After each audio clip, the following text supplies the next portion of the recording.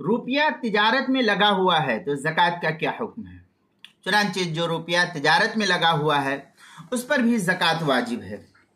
اگر وہ روپیہ نصاب کے برابر ہے یا اس سے زیادہ ہے اور سال بھی گزر گیا ہے تب ایسی صورت میں اس کے اوپر زکوٰۃ کی فرضیت کا حکم ہوگا۔ دوسری صورت یہ کہ جو روپیہ تجارت میں لگا ہوا ہے اور اس سے تجارت کا سامان خریدا گیا ہے اور اس سامان کی قیمت فروخت 52.5 بیچنے کی جو قیمت ہے وہ بیچنے کی قیمت 52.5 تولہ چاندی کی قیمت کے برابر یا اس سے زیادہ ہے تو سال پورا ہونے کے بعد اس سے 2.5% زکوٰۃ ادا کرنا لازم اور ضروری ہوگا۔ چنانچہ اس سلسلے میں جو البحر الرائق میں ہے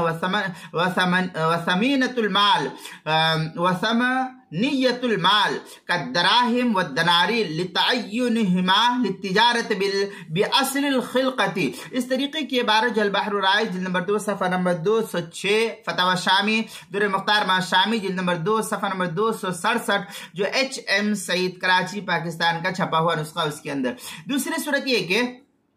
جو روپیہ زمین اور مکان کی خریداری پر صرف کیا ہے اور وہ زمین اور مکان تجارت کی نیت سے خریدا ہے تو اس صورت میں اس زمین اور مکان کی مارکیٹ کی قیمت، مارکیٹ ویلیوز جو اس کی شمار کی جاتی ہے اس قیمت کے اعتبار سے قیمت متعین کر کے پھر جو ہے 2.5% کے حساب سے اس مال پر یا اس مکان یا فلیٹ وغیرہ یا زمین پر جو ہے زکوٰۃ ادا کرنا لازم اور ضروری ہوگا۔ چنانچہ اس سلسلے میں فقہا کی عبارات کو دیکھنے سے معلوم ہوتا ہے، علامہ علاء الدین حسکفی رحمۃ اللہ علیہ لکھتے ہیں فی عرض تجارت قیمت نصاب، پھر آگے من ذهب او ورق مقوما باحدهما ولو بلغ باحدهما نصابا، اس طریقے کی عبارت فتاوی شامی جلد نمبر 2 صفحہ نمبر 298 پر اس کو نقل کیا البحر الرائق باب زکوٰۃ المال کے تحت۔ البحر الرائق جلد نمبر 2 صفحہ نمبر 298، فتاوی ہندیہ جلد نمبر 1 صفحہ نمبر 179، فتاوی تاتار خانیہ جو ادارۃ القرآن کراچی پاکستان کا چھپا ہوا نسخہ اس کی دوسری جلد صفحہ 237، فتح القدیر جلد نمبر 2 صفحہ نمبر 165 پر اس کو نقل کیا گیا ہے۔ تیسری صورت یہ کہ اگر زمین اور مکان رہنے کی نیت سے کسی آدمی نے خریدا ہے تو اس کے اوپر زکوٰۃ واجب نہیں ہے،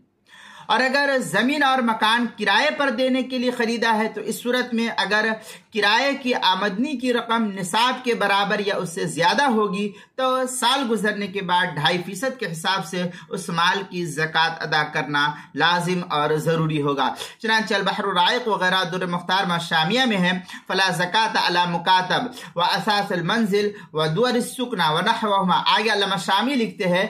ونحوہا ای کثیاب البدن الغیر المحتاج الیہا وکالحوانیت والاقارات، اس طریقے کی عبارت فتاوی شامی در مختار ما رد المختار ما شامی